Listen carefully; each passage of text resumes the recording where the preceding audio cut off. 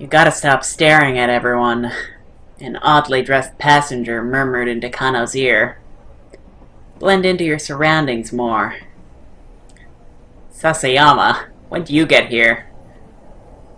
Oh my god, is that actually him? The cosplay detective is at it again. He managed to change quickly. His partner had somehow found time to change his disguise. The steely expression on his face was at odds with his anime nerd getup. Kano had seen Sasayama disguise himself as plenty of things throughout the years. It's quite rare for Sasayama to actually wear a suit. On the rare occasions when he does, and he's walking the halls of his home precinct, he frequently goes unrecognized. Here are some of Sasayama's costume designs from his evidence notebook. Okay, Santa is a must for Christmas. Stakeouts with a smile. Keep presents in a bag to calm down children in case of emergency. And we've got use this train for stakeouts. And don't forget the awkward smile. Bag of merch, going too far. Filled with posters and figurines, glasses are crucial. Prized possession clutched to his chest. Point is to draw attention in crowded train cars. Alright, that's interesting. Tragic expression, sunglasses, suit and posture amplify a wild animal side. Disguise for stakeouts at dockside warehouses. Let coworkers know beforehand so as not to be mistaken for the real thing. Handcuffs up sleeves. Arrest crooks while practicing discipline. Might help stop funeral robbers.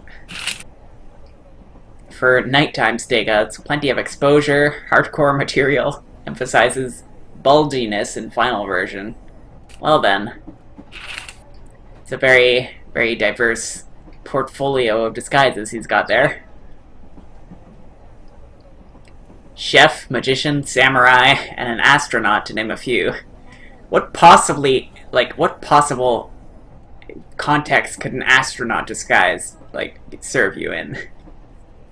But this was a new extreme, even for him. When he first joined the force, Kano had found Sasayama's costuming antics amusing, wondering where he managed to find his outfits, but lately his quirk had become tedious. You like the ocean? Huh? Never mind. Sasayama pulled a small bottle from his breast pocket. Drink this while you can. Guessing you haven't eaten. Huh? What's this? The least I could do. He handed Kano the bottle, then slipped away into the next compartment. He'd pulled an all-nighter and hadn't eaten, so he was glad to have something. He took a sip. Whatever this was, it was bland. It almost didn't taste like anything. Oh my god, is that the thing that he got from Tama earlier? So I wonder how this scene would play out if I hadn't given it to him.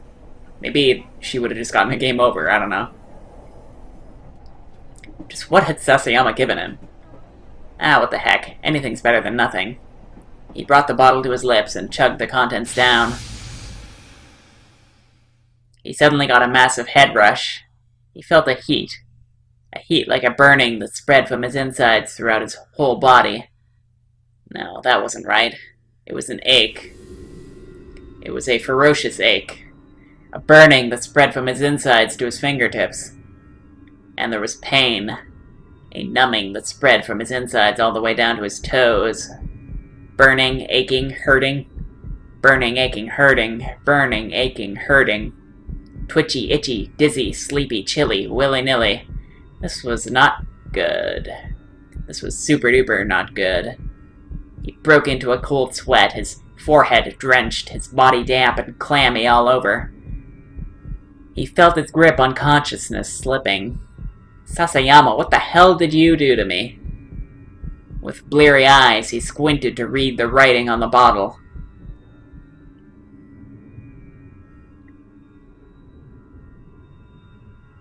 B-U-R-N. After a scant few letters, Kano blacked out. Oh my god. Of course that's a bad end. Well, we know why he has that. Although, It says a lot about that product if it's something that just causes someone to pass out when they drink it. So, we had a choice here, and we had a choice here. That choice I don't think mattered, but this choice might. Let's choose the other guy. Clutching the free sample in my furry fist, I try to force it off on the businessman to my left. Here you go, sir. A free sample of Burning Hammer, the latest and greatest diet drink. The businessman flashes me a look of utter contempt and makes a point of avoiding me as he slips past. Bam! There goes the wind right out of my sails. I wonder how the other mascot's doing about now. Alright, so let's see if we can... Okay, we actually can't fast forward through this. Although I don't think it's going to make a huge difference. I don't think we need to stick around there, so... Let's go back to Kano now that we've done that.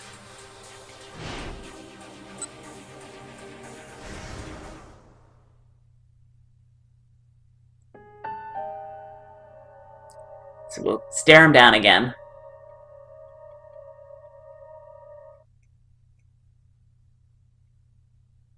And there we go.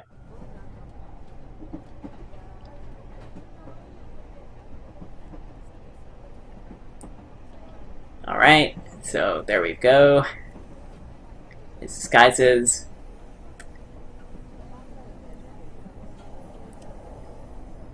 Concentrate. Keep your eyes peeled. Sasayama gave Kano a pat on the backside and slipped away into the next car. The suspect, meanwhile, was still staring out the window. The announcer's electronic voice filled the train compartment. Next stop, Harajuku. Next stop, Harajuku. Huh? Kano almost cried out. The suspect was moving toward the exit door. Apparently, he was only taking the train one station down the line.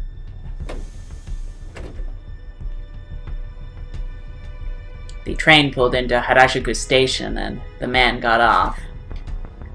This area, east of Japan Rail Harajuku Station, corresponding to Jingumai 1 Chome in Shibuya, or Ichome. Once a bustling shukuba, or post station, where travelers could rest while journeying across the country. In modern times, it bustles instead with high schoolers and after school displaying flashy youth fashion. Clothing and accessory stores and fast food restaurants line the streets. Many cutting-edge trends in Japanese youth culture get their start here. The detective following him disembarked accordingly. Or the detectives.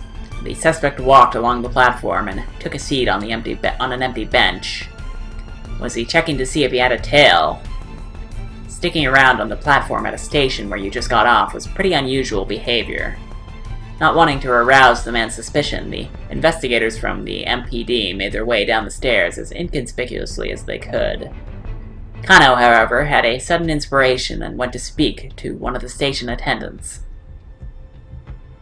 Sorry to bother you, but I think I left something on the train just now. He tried to keep an eye on the man on the bench as he fed his story to the attendant. The suspect sat silently on the bench, attaché case clutched securely in his arms. He didn't really look like he was checking for a tail. Was he waiting here for someone else, then?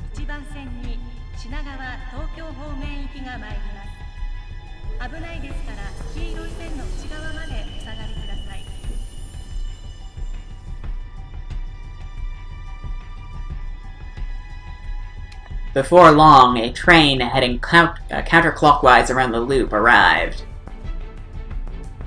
The man rose from the bench and stepped up to the boarding area. Wait, what the heck?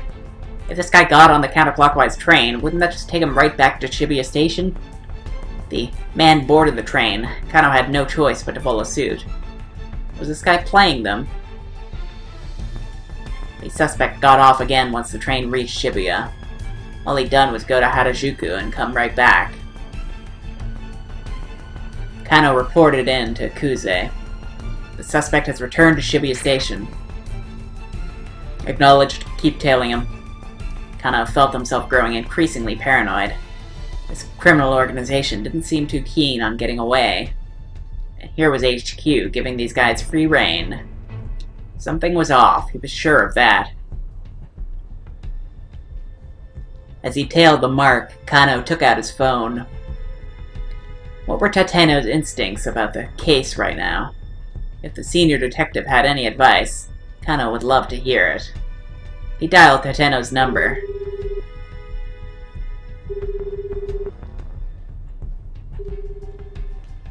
The line rang a few times, but nobody picked up. Probably he was too busy seeing to Hitomi's safety. Kano felt bewildered. Whoops. Honestly, I think that Tateno is probably like the most suspicious one. He's probably the man with the gun that we met earlier. Who were we again? Achi. They'd been letting the suspect lead them around for over an hour now.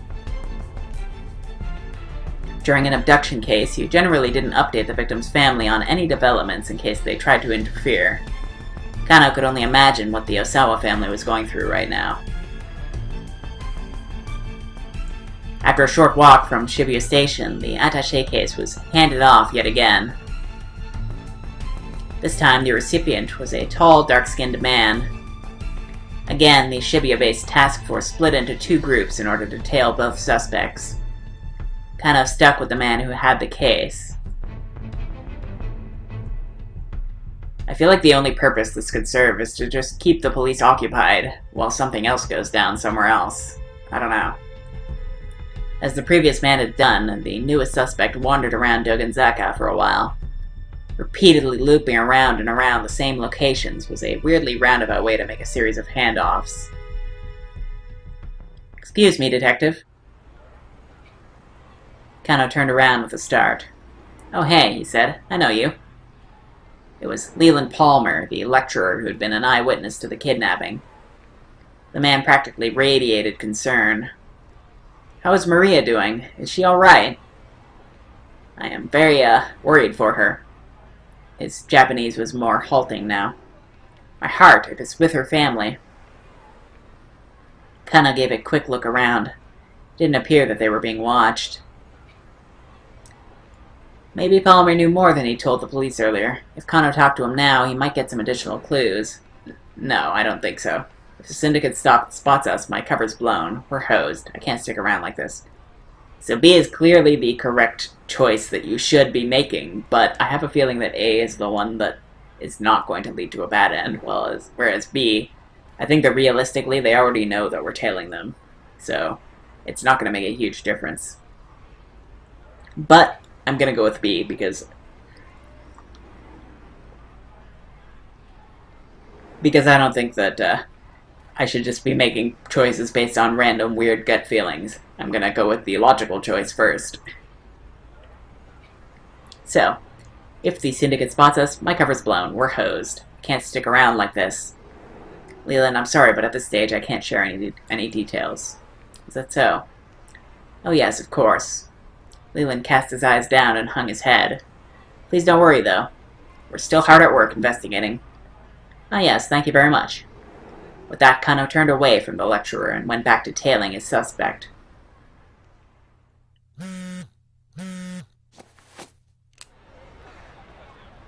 He pulled his phone from his pocket. It was Rumi again.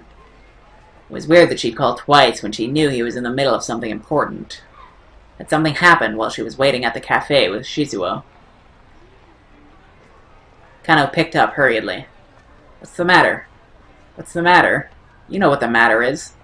Rather than Rumi's soft soprano, it was a threatening masculine voice that came over the phone. Uh-oh. Kano felt his whole body stiffen with dread. Is this my father-in-law speaking? don't remember being anyone's father-in-law. The speaker's tone was firm and flat. No, I know, it's just, Kano found himself at a loss for words. So, you're dating my daughter, huh? Sir, yes, sir. Kano barely squeaked out his reply. Thinking about getting married? Yes, sir. And speaking of which, I'd love the chance to sit down and have a nice, long... How long are you gonna keep me waiting? Hurry up and get your ass over here. Oh, how very much Kano wished he could do exactly that. Sir, I would, but... Forget it. The words came in an angry huff. You can't have her. Goodbye. What? Sir, please wait. As Kano cried in desperation, he heard Rumi's voice on the other end of the line. Dad, you can't just use my phone like that. You were taking too long in the bathroom. Give it back. Rumi. Kano tried and failed to keep the heartbreak out of his voice. Sweetie, what's wrong? Your father just said he doesn't want us getting married. What? Dad? What did you say to my boyfriend? Listen to you, calling that boy little pet names and whatnot. I think you're a little too attached. Daddy, you haven't even met him. That's why I told you to have him come see me. How long is he gonna make me wait? Kinda listened as the two argued on the other end of the phone. The phone must be lying somewhere between them. Could this get any more awkward? Rumi, I'm sorry, Kano shouted apologetically into the mouthpiece. This is all my fault. Please, you don't have to fight like this. The phone clattered as Rumi scrambled to bring it to her cheek. No, I'm the one who should be sorry. Sorry for what? It was Shizuo again, grumbling in the background. You have nothing to apologize for. I'll deal with my father, Rumi said hastily. You just focus on work, sweetie. I know you're in the middle of something really important. Thanks, Rumi. Kano was legitimately touched. I'll do my best. Kano hung up and went back to the task at hand, more determinedly than ever. Or more determined. For Rumi's sake, not to mention the victims, he needed to focus on cracking this case. The man he was tailing was walking several meters ahead. There was no telling when Kuze might give the arrest order. Kano braced himself to spring into action the very instant the order came down. Mobile command to all units. Once more, the director's voice came in over the wireless. It was time to make the arrest at last. We've identified the man who first picked up the attaché case by the statue of Hachiko. No arrest yet then, but still a crucial development. His name is Tariq Al-Karawan. He's got priors for larceny, illegal possession of narcotics, you name it. He belongs to a foreign criminal syndicate that's operating in Shibuya. Kano felt his apprehension rising. If this syndicate was behind the kidnapping, they were anything but amateurs. And though they might be leading the police on a wild goose chase, they certainly weren't playing around.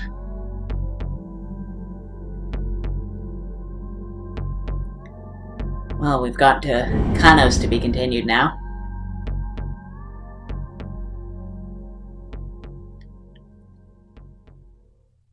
So, I think now that we've done all that with Kano, we can go back to Minorikawa, who should be able to make it in time, this time.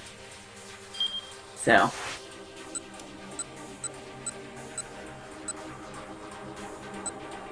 actually, hold on. Let's actually make that different choice as Kano, because I don't think we actually did that correctly. Well, hopefully that all this stays the same. We'll see.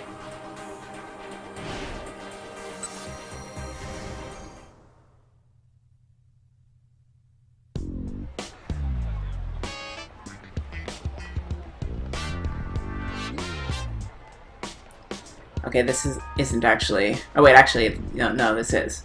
So no. Right now, I've got a job to focus on. Kano shook his head to clear out the foolish impulses. What the hell had he just been thinking? A girl's life was on the line. Marrying Rumi was more important to him than anything, but now wasn't the time. Besides, now that he thought about it, running out on a critical investigation to meet with the old man probably wasn't going to score him any points. Rumi's dad didn't strike him as someone who'd approve of shirking one's responsibilities. Hana would just have to wrap up this kidnapping case a little ahead of schedule. Then he could have a proper sit-down with Shizuo. As he considered his plan, he caught sight of the man with the attaché case walking by.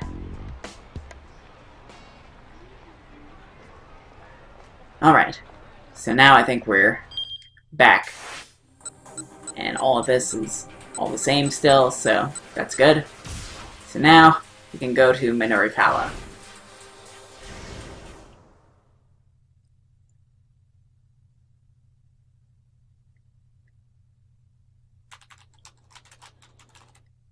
Okay, I think we should be able to skip all this, hopefully. There we go.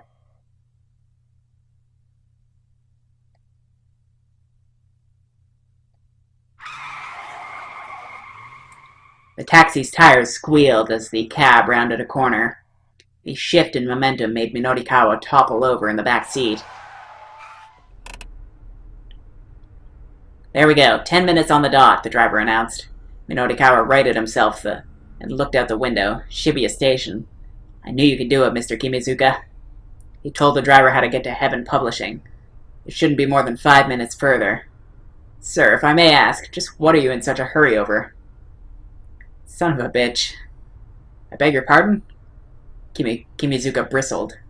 Not you, the guy who's waiting on me, Minorikawa said. I'm gonna give that son of a bitch a piece of my mind.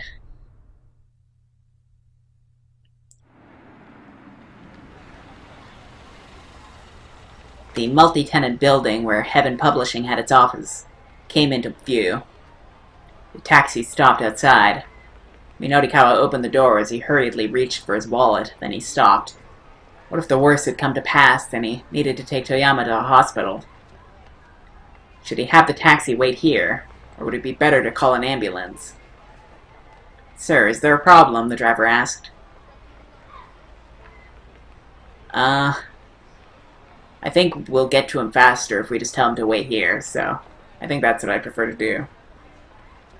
But then again, there might be someone else who needs this taxi, and then they're going to get screwed over by this choice. So I think for now I'm just going to say wait here, but if we run into someone else that needs needs a taxi or something, then we know exactly what to do.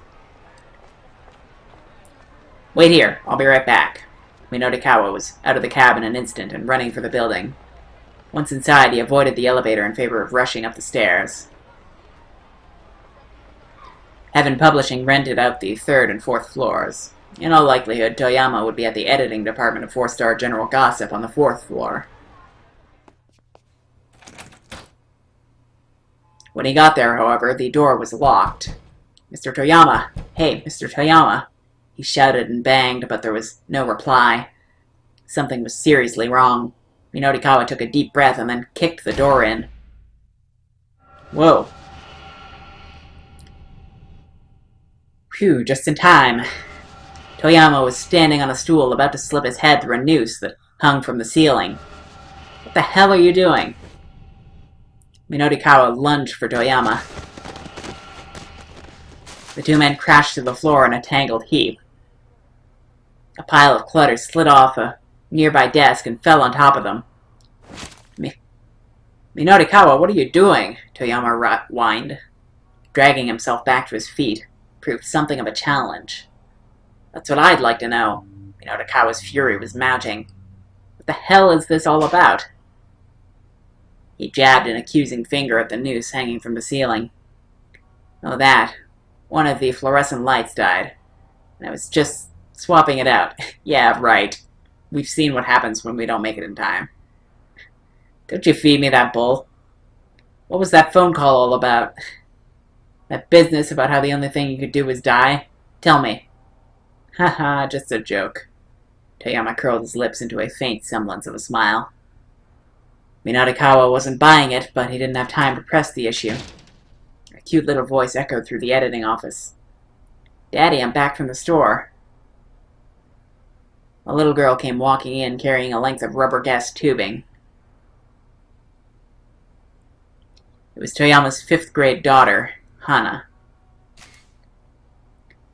Teruo Toyama's only daughter, currently 10 years old. The night Hana was born at Shibuya Central Hospital, there was an unexpected fireworks display outside the window of the maternity ward. Well, that makes sense for the name Hana. As he looked out at the bursting rockets, Teruo decided to name his daughter Hana after the Japanese word for fireworks, hanabi. Minorikawa stared. Toyama, you were planning on using that hose to... He hesitated to end his sentence with gas yourself to death. Well, you know, it's almost gas heater season after all. The hell it is. It was a beautiful sunny April day outside. As if he got his, 5-year-old daughter to bring him, the tool that he would use to commit suicide. And also, she would have, walked in on him having just hung himself there. That's utterly ridiculous. I can't believe that. Well, you know how sensitive I am to the cold. This was getting truly ridiculous. Minorikawa got right up in his face. Listen, just explain to me what the heck is going on, okay? He kept his voice low, but his eyes were steely. Hana clung tightly to her father, gazing worriedly up at the two men. No, it's just... Toyama let out a long, heavy sigh of resignation.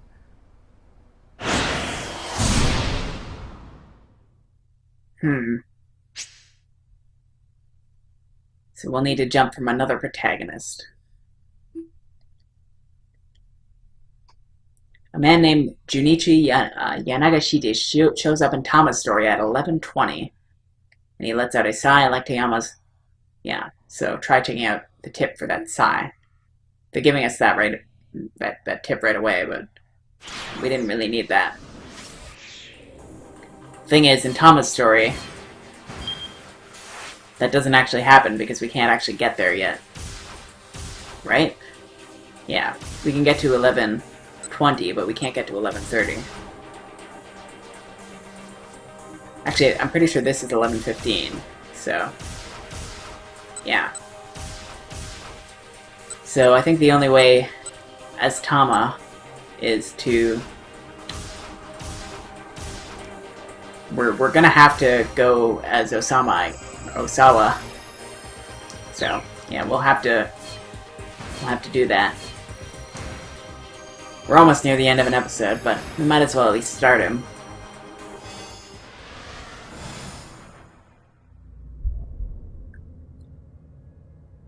Wealth, status, honor. None of these mean anything to me. All I want is a peaceful life, to put worry behind me, to stay calm and serene, to be free of worldly concerns. Free at any cost.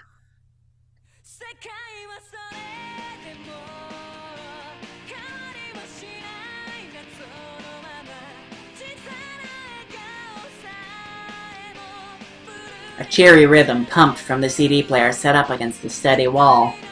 It was the latest hit from Aya Kamiki, the songwriter sensation who was blowing up the pop charts.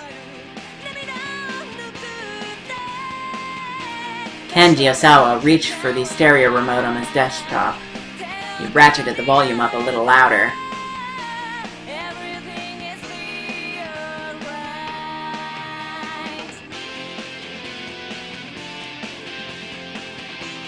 He looked like the sort of man who'd be more interested in classical music, but in fact he was a huge fan of the girl rock popular with middle schoolers. Closing his eyes, he swayed back and forth in time with the music, humming his favorite lyrics under his breath. But his movements faltered. It's no use. Aya's voice usually soothed whatever ailed him, but today, even she couldn't help. Today, Osawa was a complete wreck in both body and mind. That's understandable, assuming he's, Maria's father, I guess, and he knows what happened.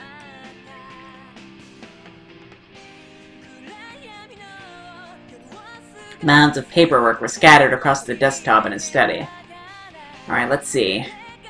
Okoshi Lab, Recombination Vector, Drakensburg, identifying the infection route of a UA virus. UA is the common term for a group of viruses belonging to UA-like viruses, family Filoviridae, which cause UA virus fulminant hemorrhaging or hemorrhagic fever. The disease has a high death rate, 80% to 99%, and lead to a range of symptoms, including general body acute pain, diarrhea along with bleeding, vomit, blood, internal and external bleeding, and extremely high fever. Main cause of the death is almost always is hypovolemic shock or multi-something unction syndrome. Huh. So is he a doctor, I guess, maybe? He's like... Huh, I don't know. All of it about viruses and vaccines. It had only been a week since he'd returned from a business trip in his company's branch office in the US, and he was slated to go back in another week's time. There was a truly staggering amount of work he needed to get through while he was at home.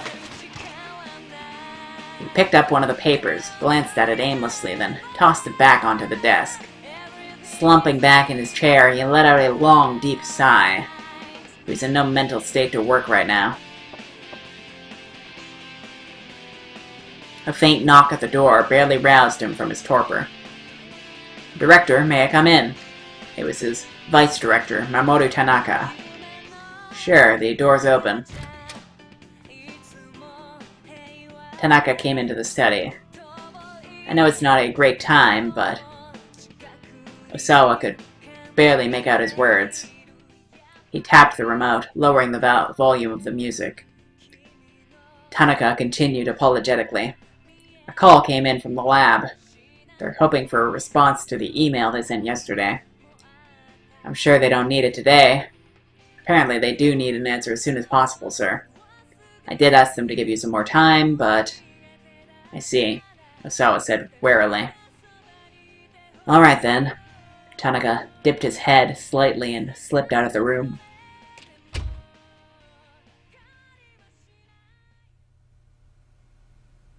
Alright. So, it just saved, so we're gonna end it there. So until next time, take care, and I will see you then.